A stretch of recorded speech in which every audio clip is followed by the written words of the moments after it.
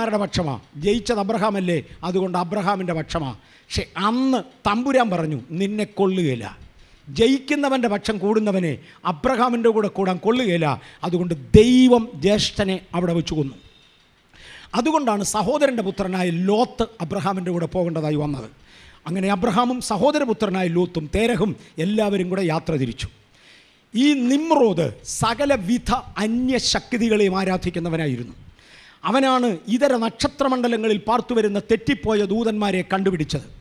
അവൻ്റെ കാലത്തുണ്ടാക്കിയ ഒരു കണക്കാണ് പറയുന്നത്, ഭൂമിയോട് ചേർന്നുള്ള അന്ന് 4 ഗ്രഹങ്ങളോ 6 ഗ്രഹങ്ങളോ 7 ഗ്രഹങ്ങൾ മാത്രമേ അന്ന് അറിയപ്പെട്ടിരുന്നുള്ളൂ. ആ 7 ഗ്രഹങ്ങളിലും ഓരോ ആർക്കേഞ്ചൽസിനെ താമസിപ്പിച്ചിട്ടുണ്ടെന്നും ഇതിൽ ഭൂമിയിൽ താമസിച്ചിരുന്ന ആർക്കേഞ്ചൽ അല്ലെങ്കിൽ പ്രധാന ദൂതൻ ലൂസിഫർ ആയിരുന്നുവെന്നും ലൂസിഫറിനെ തൽക്കാലം അന്തരീക്ഷത്തിലോട്ട് തള്ളിയെങ്കിലും നമ്മൾ അദ്ദേഹത്തെ സേവിക്കുമെന്നും ആരാധിക്കുമെന്നും അവരെ സ്വാധീനിക്കുമെന്നും ഈ നിമ്രോദാണ് തീരുമാനിക്കുന്നത്.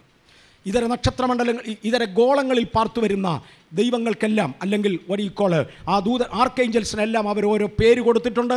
ആ പേരുകളിലാണ് ഇന്നത്തെ സകല പഞ്ചാംഗങ്ങളും കുറിക്കപ്പെടുന്നത്. അത് ഇന്ത്യ പോലും ചൈന പോലും ആഫ്രിക്ക പോലും പഞ്ചാംഗങ്ങൾ കുറിക്കപ്പെടുന്നത് ആ പേരിലാണ്. ഞാൻ അടുത്തൊരു കട്ടിയുള്ള പദം തൊടാൻ പോവാ. അവയ്ക്കൊക്കെയും ഓരോ ചിഹ്നങ്ങളുമുണ്ട്, സൈനുകളും. ഇൻ്റർനെറ്റ് ഓപ്പൺ ചെയ്തുകൊണ്ട് ഗാലക്സി എന്നൊരൊറ്റ പദം ഗൂഗിൾ ചെയ്താൽ നിങ്ങൾക്ക് ഒരു ചിത്രം കിട്ടും. റിലിജിയസ് ഗാലക്സി, മതത്തിൻ്റെ ഗാലക്സിയെ കുറിക്കുന്ന ഒരു പടം കിട്ടും. ആകാശത്തെ മൊത്തം എടുത്ത് കാണിച്ചുകൊണ്ട് വ്യത്യസ്ത നക്ഷത്രമണ്ഡലങ്ങളും ഗോളങ്ങളും. നമ്മുടെ ഒരു ഗ്രഹത്തോടുള്ള ബന്ധത്തിൽ ഇനിയും ഒരു പദം കൂടെ എക്സ്ട്രാ ചേർത്തോട്ടെ. അന്നത്തെ അവരുടെ ചിന്തയിൽ ഗ്രഹങ്ങളെല്ലാം സ്ഥിരമായിട്ട് ഒരിടത്ത് നിൽക്കുക, കറങ്ങുന്നതായിട്ട് അവർക്ക് അറിയത്തില്ല, സ്ഥിരമായിട്ട് ഒരിടത്ത് നിൽക്കുന്നതേ ഉള്ളൂ. അന്നത്തെ കണക്ക് ആ ഗ്രഹത്തിൻ്റെ കൂടെ ആ ഡയറക്ഷനിലോട്ടുള്ള നക്ഷത്രമണ്ഡലങ്ങളിൽ ഉള്ള ദൂതസമൂഹങ്ങളെ ഓരോ ചിഹ്നങ്ങൾ കൊണ്ട് അവർ കാണിച്ചു. ഇന്ന് 6-7 പേരുകൾ കൊടുത്തിരിക്കുന്നതൊക്കെ അക്കാലത്തുള്ള പേരാണ്. നമ്മുടെ കുട്ടപ്പന്മാർ പിള്ളേർ ഇട്ടുകൊണ്ട് നടക്കുന്ന ടീഷർട്ടിൻ്റെ പുറത്ത് തലയും വാലും ഒക്കെയുള്ള പുള്ളികളെ വരച്ചു വെച്ചിരിക്കുന്നത് കണ്ടിട്ടുണ്ടോ? ആ ദൂതന്മാരുടെ പടങ്ങളായത്, അവരുടെ ചിഹ്നങ്ങളാണ്. ഇന്ന് ആഭരണങ്ങളിൽ ഉപയോഗിക്കുന്ന സകല ചിത്രകലകളും ആ മടത്തിനകത്ത് കണ്ടില്ലെങ്കിൽ എന്നെ തേണ്ടി ഇങ്ങനെ വിളിച്ചു. ഇതെല്ലാം അനിഷ്ട ദൈവങ്ങൾ, അശുദ്ധ ദൈവങ്ങളെ സേവിക്കുവാൻ നിമ്രോദ് ഉണ്ടാക്കി പിടിപ്പിച്ച സൈനുകളാണ്. ഈ നിമ്രോദ് ഒരു ഗോപുരം പണിയാൻ തീരുമാനിച്ചു. ആ ഗോപുരം ആകാശത്ത് മുട്ടുന്നതായിരിക്കണം എന്ന് നിമ്രോദ് പറഞ്ഞു. എന്തിനു വേണ്ടിയാണ്? മഴ ഇനിയും പെയ്താൽ, നോഹയുടെ കാലത്ത് മഴ കൊണ്ടല്ലേ ദൈവം പറ്റിച്ചത്, ഇനിയും ഒരു മഴ പെയ്താൽ മഴ നമ്മളെ ഓടിച്ചു കളയാതിരിക്കുവാൻ മഴ വീഴാത്ത കിളരത്തിൽ ഒരു ഗോപുരം പണിയാൻ തീരുമാനിച്ചു. ഉൽപ്പത്തി പുസ്തകത്തിൽ കിടപ്പുണ്ട്. ഞാൻ ഇവിടെ ഒന്ന് നിന്നോട്ടെ. മഴ പെയ്യുന്ന ഉയരത്തിൽ ഉപരി കെട്ടിടം പണിയണമെങ്കിൽ എന്നാ കിളരം വേണമെന്ന്? മഴ പെയ്യിക്കുന്ന മഴക്കാർ 10 കിലോമീറ്റർ 12 കിലോമീറ്റർ വരെ ഉയർത്തി നിന്നാണ് മഴ പെയ്യുന്നത്. അതിൻ്റെ മേളിൽ നിന്ന് പെയ്യുന്ന മഴ നമുക്ക് മഴയായിട്ട് കിട്ടത്തില്ല, വെറും ചാറ്റ മഴയായിട്ട് മാറുകയുള്ളൂ. ആളുകൾക്ക് ദോഷം വരുത്താൻ 12 കിലോമീറ്ററിൻ്റെ മേളിൽ നിന്ന് വരുന്നതിനൊക്കത്തിൽ 1.5 കിലോമീറ്റർ മുതൽ തുടങ്ങും. സമുദ്രനിരപ്പിൽ നിന്ന് പർവ്വതങ്ങളിലേക്ക് മുകളിൽ കയറിയ പർവ്വതത്തിൻ്റെ താഴെ നിന്ന് മഴ പെയ്യുന്നേ കാണാം.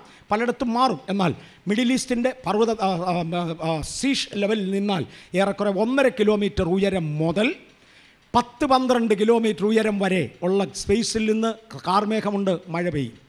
അങ്ങനെയാണെങ്കിൽ മഴ ഇനി ഉപദ്രവിക്കാതെ വേണം ഒരു കെട്ടിടം പണിയെങ്കിൽ എന്നാ കിളരം വരെ പോകണം? 12 കിലോമീറ്റർ. ഞാനീ പറയുന്ന കണക്കെല്ലാവർക്കും പിടി കിട്ടുന്നുണ്ട്. ഇതിനകത്ത് മിസ്റ്ററി ഒന്നുമില്ല, വളരെ സിമ്പിൾ മാത്തമാറ്റിക്സാണ്. 12 കിലോമീറ്റർ എങ്കിലും ഉയരമുള്ള ഒരു കെട്ടിടം പണിയണം. അത്രയും വരുമ്പോൾ ഒരു കെട്ടിടം പണിയാൻ ഇവൻ്റെ എന്തോ ഉണ്ട്, നിമ്രോദിൻ്റെ ഇഷ്ടികയും പശമണ്ണും. അന്ന് യൂണിവേഴ്സിറ്റികളില്ല, ശാസ്ത്രജ്ഞന്മാരില്ല, എൻജിനീയേഴ്സില്ല. അവനുള്ളത് മെറ്റീരിയൽസ്, ഇരുമ്പില്ല, സിമെൻറ്റില്ല, ഇഷ്ടികയും കളിമണ്ണുമേ ഉള്ളൂ. ഇന്ന് ഇഷ്ടികയും കളിമണ്ണും തന്നെയല്ല, നമുക്ക് ഇരുമ്പുണ്ട്, ഇരുമ്പിൻ്റെ എല്ലാ തരം അലോയികളുമുണ്ട്. എത്ര ഇനം ഗ്രേഡുകളിൽ പെടുന്ന സിമെൻ്റുണ്ട്, എത്ര ലക്ഷം എൻജിനീയേഴ്സുണ്ട്, എത്ര ആയിരം ശാസ്ത്രജ്ഞന്മാരും യൂണിവേഴ്സിറ്റികളുമുണ്ട്. ഇതെല്ലാം കൂടെ ചേർത്ത് ഇന്ന് പണിതിരിക്കുന്ന ഭൂമിയിലെ ഏറ്റവും ഉയരമുള്ള കെട്ടിടത്തിൻ്റെ ഉയരം ആർക്കെങ്കിലും അറിയാമോ? ദുബായിലാണ് 865 മീറ്റർ. പിടികിട്ടുന്നോ? 3/4 കിലോമീറ്റർ അടുത്ത്, 1 കിലോമീറ്ററിന് താഴെ. ഇന്നത്തെ ആധുനിക സംവിധാനത്തിൽ എല്ലാ ലോഹങ്ങളും എല്ലാ ഗ്രേഡ് സിമെൻറ്റും ലക്ഷക്കണക്കിന് ശാസ്ത്രജ്ഞന്മാരുമുള്ള ഈ ലോകം പണിതതിലെ ഏറ്റവും ഉയരം കൂടിയ കെട്ടിടം 1 കിലോമീറ്ററിന് താഴെയാണ്. അങ്ങനെയാണെങ്കിൽ 12 കിലോമീറ്റർ എങ്കിലും ഉയരം വരുന്ന ഒരു കെട്ടിടം പണിയാമെന്ന് ഇവന് തോന്നിയെങ്കിൽ ഇവൻ്റെ ടെക്നോളജി എന്നതാ, ഇവൻ്റെ അറിവ് എന്നതാ? ഈ അറിവ് ഇവൻ എവിടെ നിന്ന് ലഭിച്ചു? ഇതര നക്ഷത്രമണ്ഡലങ്ങളിലുള്ള വീണുപോയ ദൂതസമൂഹങ്ങളെ മാന്ത്രിക ശക്തികളാൽ അടിമയാക്കി അവരിൽ നിന്ന് വാങ്ങിയ അറിവാണ്. ഇത്രയും അറിവുള്ളവൻ ആകാശത്ത് മുട്ടുന്ന ഗോപുരം പണിയാമെന്ന് പറയാൻ, മുട്ടാൻ അവിടെ ആകാശമൊന്നും പറഞ്ഞ് ഒന്നും ഇല്ലെന്ന് അവൻ അറിയത്തില്ലേ? ഇത്രയും ടെക്നോളജി ഉള്ളവൻ പിന്നെ അവൻ എന്നാ പറഞ്ഞ ആകാശത്ത് മുട്ടുന്ന ഗോപുരം? ആ പദത്തിന് വേറൊരർത്ഥമുണ്ട്. ഒരാൾ പെട്ടെന്ന് ഒരു ആക്സിഡൻറ്റിലായി താഴോട്ട് വീഴുന്നത് കണ്ടു. ഞാൻ അത്യാവശ്യത്തിനടുത്ത് പാം വന്നതാണെങ്കിലും ഞാൻ അവനെ പൊക്കിയെടുത്ത് ആശുപത്രി കൊണ്ടുപോകുക, വെള്ളം കൊടുക്കുകയോ ചെയ്തെന്നിരിക്കട്ടെ. അപ്പോൾ ആരും എന്നോട് കടന്ന് നിൻ്റെ ഉടുപ്പെല്ലാം അഴുക്കായില്ലേ, എന്തോ അവിടെ കാണിച്ചെന്ന് ചോദിക്കും. ഞാൻ പറയും ആ സംഭവം എൻ്റെ ഹൃദയത്തെ തൊട്ടു. നമ്മൾ പറയുന്നതാണല്ലോ. അതിൻ്റെ അർത്ഥം അവൻ കൈ നീട്ടി എൻ്റെ ചങ്ക കുത്തിന്നാന്നോ? അല്ല. ഇതുപോലെ ആകാശത്തെ സ്വാധീനിക്കാവുന്ന എന്ന അർത്ഥത്തിലാണ് ഉപയോഗിച്ചിരിക്കുന്നത്. ആകാശത്തെ സ്വാധീനിക്കാവുന്ന ഇതര നക്ഷത്രമണ്ഡലങ്ങളിലുള്ള തെറ്റിപ്പോയ പൈശാചിക ശക്തികളെ, പിശാചെന്ന് മാത്രം നമ്മൾ വിളിക്കുന്നത് ലൂസിഫറിൻ്റെ അനന്തരവന്മാരാണ്. ഞാൻ അതിനോട് ചേർന്ന് വീണുപോയ എല്ലാത്തിനെയും കൂടെ ഒരുമിച്ച് ചേർത്ത്, വേറെ ടേം ഇല്ല, അതുകൊണ്ട് ആ ടേം അങ്ങ് ഉപയോഗിക്കുക. ഈ പൈശാചിക ശക്തികളെ ഇൻഫ്ലുവൻസ് ചെയ്യാവുന്ന സോഡിയാക് സൈനുകൾ പതിച്ച, ഞാൻ മുമ്പേ പറഞ്ഞ ആശയം ഓർക്കുന്നുണ്ടല്ലോ. ഇന്നിവിടെ ഉണ്ടാക്കി വച്ചിരിക്കുന്ന രൂപങ്ങൾ, ഇത് ഓരോ പൈശാചിക ശക്തികളെ ആകർഷിക്കേണ്ടതിന് വേണ്ടി നിമ്രോദ് സൃഷ്ടിച്ചതാ. ആ രൂപങ്ങൾ കണ്ടാൽ ഈ പൈശാചിക ശക്തികൾക്ക് ഇഷ്ടപ്പെടും. അവരെ പ്രതിനിധീകരിക്കുന്നതാണിത്. പൈശാചികൻ്റെ ശക്തിയെ പ്രകീർത്തിക്കുന്ന അവൻ്റെ ചിഹ്നങ്ങൾ ഉണ്ടാക്കി ഇതിൻ്റെ മുകളിൽ വെച്ച് ഈ ഭൂമിയുടെ അധികാരം പിശാചുക്കളെ ഏൽപ്പിക്കുവാൻ നിമ്രോദ് തീരുമാനിച്ചു. അതിനുവേണ്ടിയാണവൻ ആകാശത്തെ സ്വാധീനിക്കുന്ന ഗോപുരം പണിയാൻ തുടങ്ങിയത്. ഇതുകൊണ്ടാണ് യഹോവയായ ദൈവം പണി കാണാൻ ഇറങ്ങി വന്നത്. അല്ലെങ്കിൽ വലിയ വീട് പണിയെന്ന് കാണാനൊന്നും തമ്പുരാൻ വരത്തില്ല. യഹോവയായ ദൈവം ഇതിൻ്റെ പണി കാണാൻ പേഴ്സണലി ഇറങ്ങി വന്ന് ദൂതന്മാരെ വിടുകയായിരുന്നില്ല. വന്നു കണ്ടു, മനുഷ്യൻ്റെ ഭാഷ കലക്കി. കർത്താവ് പറഞ്ഞു, ഇവൻ എന്ത് നോക്കിയാലും സാധിക്കും കാര്യം. തെറ്റിപ്പോയ ഒരു കൂട്ടം ദൂതന്മാരുണ്ട്. അതുകൊണ്ട് ദൈവം കീഴടങ്ങി എന്നല്ല, ഞാൻ അവിടോട്ട് വരും. ആത്മയുദ്ധമാത് ദൈവം കീഴടങ്ങി എന്നല്ല, എന്നാൽ ഇന്ന് അവൻ ശ്രമിച്ചാൽ സാധിക്കും. മറ്റവനെ തോപ്പിക്കാനുള്ള സമയമായിട്ടില്ല. അതുകൊണ്ട് തൽക്കാലം ഈ പണി നടക്കാതിരിക്കുവാൻ ഭൂമിയിൽ മനുഷ്യൻ്റെ ഭാഷ കലക്കി അവരെ പിരിച്ചുവിട്ടു. ഇനി ഞാൻ നിമ്രോദിൻ്റെ ചരിത്രം തൊടുന്നില്ല. അവിടുന്നാണ് ഭൂമിയിൽ ഇന്ന് കാണുന്ന തിരുവചനത്തിന് നിരക്കാത്ത സകല പാഗൻ റിലിജിയൻസിൻ്റെയും തുടക്കം, സകല അന്യമതങ്ങളുടെയും ആരംഭം നിമ്രോദിൽ നിന്ന. ലോകത്തിലെ ഏറ്റവും വലിയ മന്ത്രവാദ വീരൻ. അന്യായ ശക്തികളെ ഇറക്കിയാണ് അവൻ അതിൽ പലതും ചെയ്തത്. അവൻ്റെ കാലം കഴിഞ്ഞു. അതോടെ ഭൂമിയുടെ അധികാരം പിശാചിന് കൈമാറ്റപ്പെട്ടു. ഭൂമിയുടെ അധികാരം പിശാച് ഈ ശക്തികൾക്കങ്ങ് കൈമാറാനായിരുന്നു ശ്രമം. ഒരളവിൽ അത് നടന്നു. ആദമിനെ സൃഷ്ടിച്ചപ്പോൾ ദൈവം ആദമിനോട് പറഞ്ഞത് ഭൂമി മുഴുവനും കൈവശപ്പെടുത്താനാ. ഒത്തില്ല. അവനോട് പറഞ്ഞ് നീ സന്താനപുഷ്ടിയുള്ളവനായി പെരുകി ആകാശത്തിലെ പറവയെയും ഭൂമിയിലെ മത്സ്യത്തെയും ഭൂമിയിലെ ജന്തുക്കളെയും സമുദ്രത്തിലെ മത്സ്യത്തെയും അടക്കി ചുറ്റുവട്ടങ്ങളെ ഭരിക്കുക, മുഴുവൻ ഭൂമിയിൽ പരക്കുക. ഒത്തില്ല. ആദമിനെ പിശാചുക്കൾ ഒതുക്കി. നടന്നില്ല. തുടർന്ന് ദൈവം നോഹയെ വിളിച്ചു. നോഹയോടും പറഞ്ഞു റീപ്ലനീഷ്. ഈ രണ്ടുപേരോടെ ആ വാക്ക് ഉപയോഗിച്ചിട്ടുള്ളൂ. റീപ്ലനീഷ്. ആദാമിനോട് പറഞ്ഞു റീപ്ലനീഷ്, നോഹയോടും പറഞ്ഞു റീപ്ലനീഷ്. ഞാൻ മുമ്പേ ഒരു പദം പറയാമെന്ന് വിട്ടുപോയി, അതങ്ങ് പറഞ്ഞോട്ടെ. യെരമ്യാവിൻ്റെ പ്രവചനം 4-ാം അധ്യായത്തിൻ്റെ 23-ാമത്തെ വാക്യത്തിൽ ഞാൻ ഭൂമിയെ നോക്കി പാഴും ശൂന്യവുമായി കണ്ടു എന്ന് മുമ്പേ പറഞ്ഞു. അവിടെ ഉപയോഗിച്ചിരിക്കുന്ന എബ്രായ പദം ബാഹു തോഹു, പാഴും ശൂന്യവും എന്നതിന് എബ്രായയിൽ ഉപയോഗിച്ചിരിക്കുന്ന വാക്ക് ബാഹു തോഹു. ഈ പദം 2 പ്രാവശ്യമേ ബൈബിളിലുള്ളൂ. ഒന്ന് യെരമ്യാവ് 4:23 പറഞ്ഞു ഞാൻ ഭൂമിയെ നോക്കി ബാഹുവും തോഹുവുമായി കണ്ടു. 2-ാം പ്രാവശ്യം അത് ഉപയോഗിച്ചിരിക്കുന്നത് ഉൽപ്പത്തി പുസ്തകം 1-ാം അധ്യായത്തിൻ്റെ 2-ാം വാക്യമാണ്. ഭൂമി ബാഹുവും തോഹുവുമായി മാറി. ഇത് തമ്മിൽ കണക്ട് ചെയ്യുമ്പോഴറിയാം എങ്ങനെയാണ് ഇത് പാഴും ശൂന്യവും ആയതെന്ന്. ഇത് ബാഹുവും തോഹുവുമായി മാറി. ഇതുപോലെ 2 പ്രാവശ്യം ഉപയോഗിച്ചിരിക്കുന്ന പദമാണ് റീപ്ലനീഷ്. ആദാമിനെ സൃഷ്ടിച്ചേച്ച് പറഞ്ഞു റീപ്ലനീഷ്. കഴിഞ്ഞ യുഗത്തിൽ പിശാചുക്കൾ, ലൂസിഫറിൻ്റെ സൈന്യം അവകാശമാക്കിയിരുന്ന ഈ മുഴുഭൂമിയെ നീ കീഴടക്കി വാഴ്. ഒത്തില്ല. പിശാചുക്കൾ ഇവനെ എടുത്തു കളഞ്ഞു. തോറ്റുപോയി. ആത്മയുദ്ധത്തിൽ തോറ്റു. തുടർന്ന് നോഹ വെളിയിൽ വന്നു. നോഹ പെട്ടകത്തിൽ നിന്ന് വെളിയിലിറങ്ങി യഹോവയ്ക്കൊരു യാഗം കഴിച്ചു. ആ യാഗം മണത്തെ യഹോവ പറഞ്ഞു, റീപ്ലനീഷ്, ഒരവസരം പോയി, നീ ഭൂമിയെ മുഴുവൻ കൈവശമാക്ക്, ഭൂമിയെ മുഴുവൻ കൈവശമാക്ക്. നിമ്രോദിൻ്റെ കാലമായതോടെ അതും കഴിഞ്ഞു.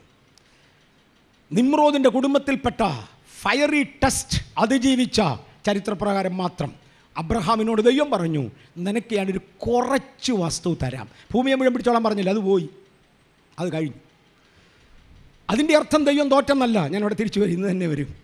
അതിൻ്റെ അർത്ഥം തോറ്റെന്നല്ല, ഇപ്പം ഇനി മുഴുവൻ തരാൻ പറ്റുകയില്ല. അതുകൊണ്ട് നീ ഒരു കാര്യം ചെയ്യ്, നീ കിഴക്കോട്ടും വടക്കോട്ടും നടക്ക്, നിൻ്റെ ഉള്ളങ്കാൽ ചവിട്ടുന്നത് നിനക്ക് തരാം. അങ്ങനെ കുറേ ദൂരം അദ്ദേഹം നടന്നു. അത്രയും സ്ഥലമേ ഉള്ളൂ.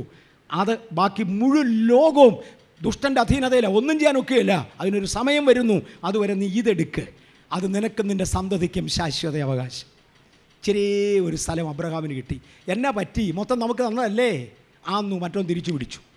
നമ്മളെ ദൈവം ഏൽപ്പിച്ചിരിക്കുന്ന ആത്മീയ അധികാരം ഉപയോഗിക്കാൻ കഴിയുന്നില്ലെങ്കിൽ നമ്മളെക്കാൾ ഉത്സാഹിയായ പിശാച് ഇവിടെ ഉണ്ടെന്ന് മറക്കരുത്, അവൻ കൊണ്ടുപോകും.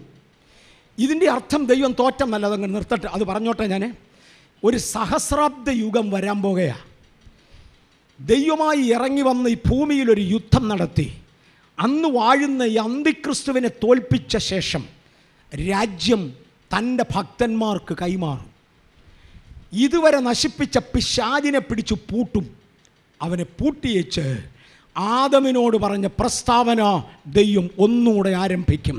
എൻ്റെ പിതാവിനാൽ അനുഗ്രഹിക്കപ്പെട്ടവരെ വരുവീൻ, ഭൂമിയെ അവകാശമാക്ക്. കുറേ വർഷങ്ങൾ ഇതിനിടയ്ക്കുണ്ട്.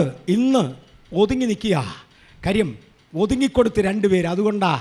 എന്നാൽ ഇതൊന്ന് തിരിച്ചെഴുതിക്കൊണ്ട് ഭൂമി മുഴുവനും ദൈവിക പരിജ്ഞാനം കൊണ്ട് നിറച്ച് സാത്താനെ പിടിച്ചു പൂട്ടിയേച്ച് വരാൻ പോകുന്ന ഒരു തലമുറയിലെ ആത്മീകരെ വിളിച്ച് തമ്പുരാൻ പറയും, സന്താനപുഷ്ടിയുള്ളവരായി പെരുകി ഭൂമിയെ അടക്കി വാഴ്, നിങ്ങൾക്കിതിനെ തിരിച്ചു തരുന്നൊരു നാളുണ്ട്.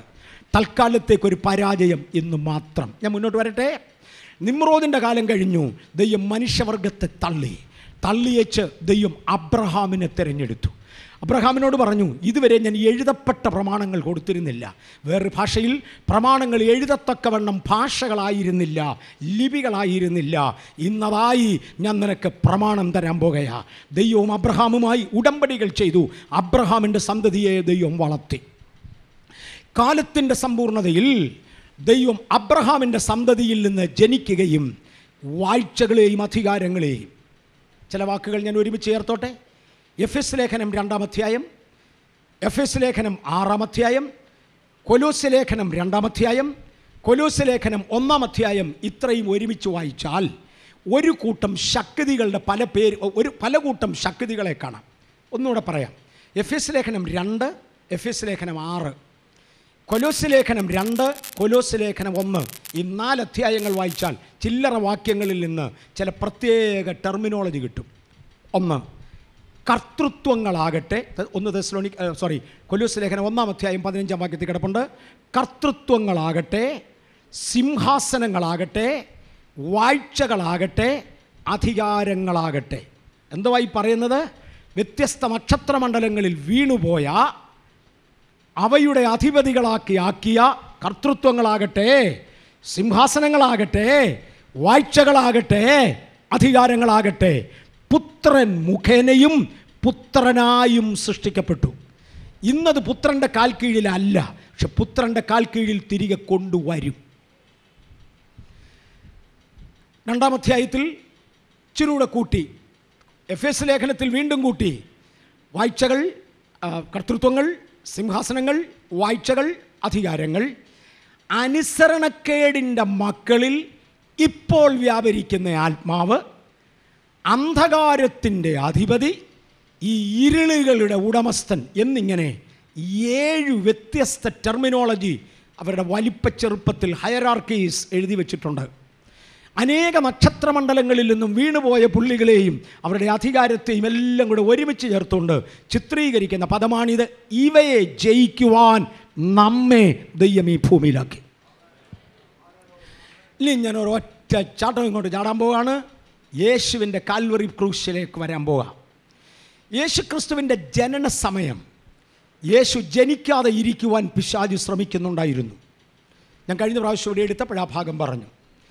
ആദമിൻ്റെ സന്തതി, ആദം ഹൗവമാരെ നിർത്തിക്കൊണ്ട് ദൈവം ഏദനിൽ വെച്ച് പിശാചിനെ കേൾക്കെ പറഞ്ഞു, സ്ത്രീയുടെ സന്തതി സർപ്പത്തിൻ്റെ തല തകർക്കും. കറക്റ്റാണല്ലോ. സർപ്പം ഒരു മറുപടിയും പറഞ്ഞില്ലെങ്കിലും ഞാൻ സൂക്ഷിച്ചോളാമെന്ന് അവനും പറഞ്ഞിട്ടുണ്ട്.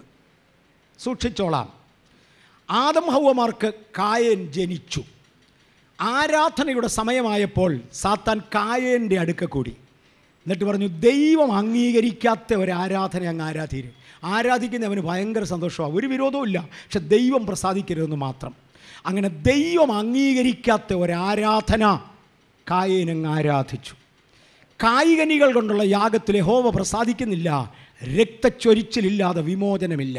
അവനോട് പറഞ്ഞു, നീ ആട്ടിടയനല്ല, ആട് തീറ്റാറില്ല, ദൈവത്തിന് ഇപ്പം എന്നടാ മൃഗത്തിൻ്റെ ചോര കുടിക്കുമോ?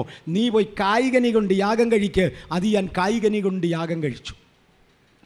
ഞാൻ സൺഡേ സ്കൂളിൽ പഠിച്ച കാലത്ത് ഞങ്ങളുടെ സൺഡേ സ്കൂളിൽ പഠിപ്പിച്ചിരുന്ന ഒരു അധ്യാപിക അന്ന് എനിക്ക് പറഞ്ഞു തന്നത്, മർത്തോമാ സഭയുടെ സൺഡേ സ്കൂളിൽ എൻ്റെ ചെറുപ്പത്തിൽ പഠിച്ചപ്പോൾ പറഞ്ഞു തന്നത്, പേടും കുരുടും പിടിച്ച കായ്കളും കനികളും കൊണ്ടുവന്ന് ആ കായേൻ യഹോവയ്ക്ക് യാഗം കഴിച്ചു, നല്ലതൊന്നും കൊണ്ടുവന്നില്ല എന്ന്. ആ സാറ് ബൈബിൾ വായിക്കാഞ്ഞുകൊണ്ട് പറ്റിയ ഗതികേടാണ്. അന്ന് പേടും കുരുടും ഉണ്ടാകുകയില്ലായിരുന്നു. പിന്നെ ഇയാൾ ഇവിടെ ചെന്ന് കൊണ്ടുവന്നു. ഭൂമി അതിൻ്റെ പൂർണ്ണ ഫലം കൊടുക്കാതെയായത്, പേടും കുരുടും ഉണ്ടായി തുടങ്ങിയത് കായേൻ്റെ കൊലപാതകത്തിൻ്റെ ശേഷമാണ്. അന്നാണ് ഭൂമിയെ ശപിച്ചേച്ച് പറഞ്ഞത്, ഇനിമേലാൽ പൂർണ്ണഫലം തരത്തില്ല, അതുവരെ പൂർണ്ണഫലമേ ഉള്ളൂ, അതിൽ താഴെയൊന്നില്ല. പ്രശ്നം അതല്ല, രക്തച്ചൊരിച്ചിലില്ലാതെ വിമോചനമില്ല, അത് ദൈവിക തത്വമാണ്. കാരണം ലോകസ്ഥാപനത്തിനു മുന്നമേ കൊരിലിറക്കപ്പെട്ട കുഞ്ഞാടിനെ ചിത്രീകരിക്കാത്തതൊന്നും ദൈവം അംഗീകരിക്കില്ല. സകലതും തനിക്ക് വേണ്ടി സൃഷ്ടിക്കപ്പെട്ടതാ.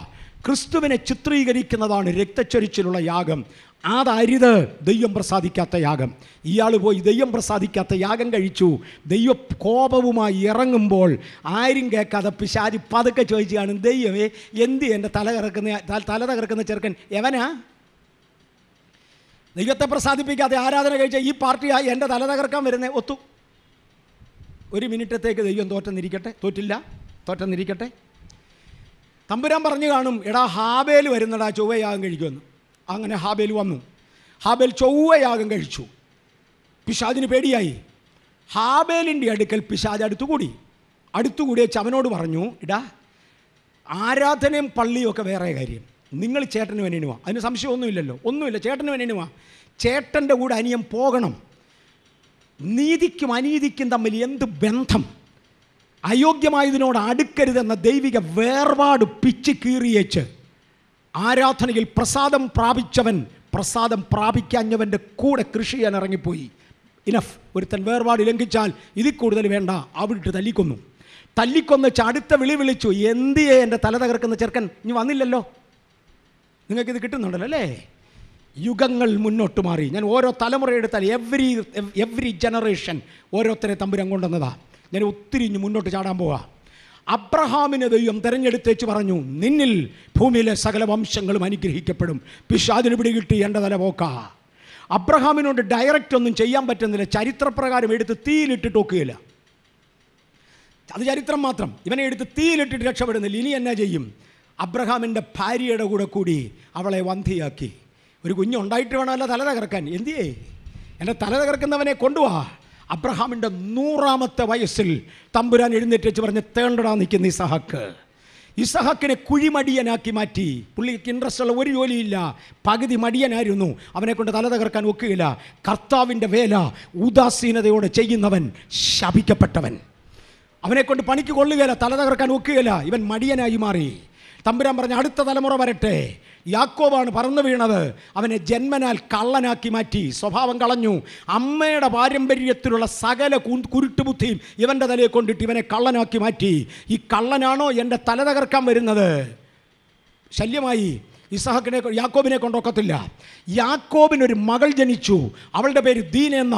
പിശാചിന് ഭയങ്കര ഭയമായി. സ്ത്രീയുടെ സന്തതി എന്ന് പറഞ്ഞത് ഒക്കും. യാക്കോബിൽ നിന്ന് നക്ഷത്രം ഉദിക്കുമെന്നൊരു ദൂത് കിടപ്പുണ്ട്. എൻ്റെ തല പോയത് തന്നെ. ആ പെങ്കൊച്ചിൻ്റെ അടുത്തുകൂടി വെച്ച് പറഞ്ഞു, കുഞ്ഞെ, നാട്ടുകാരി പെമ്പിള്ളേരൊക്കെ ചെറുപ്പമായി കഴിയുമ്പോൾ നാട് കാണാൻ ഇറങ്ങി നടക്കുന്ന പതിവുണ്ട്.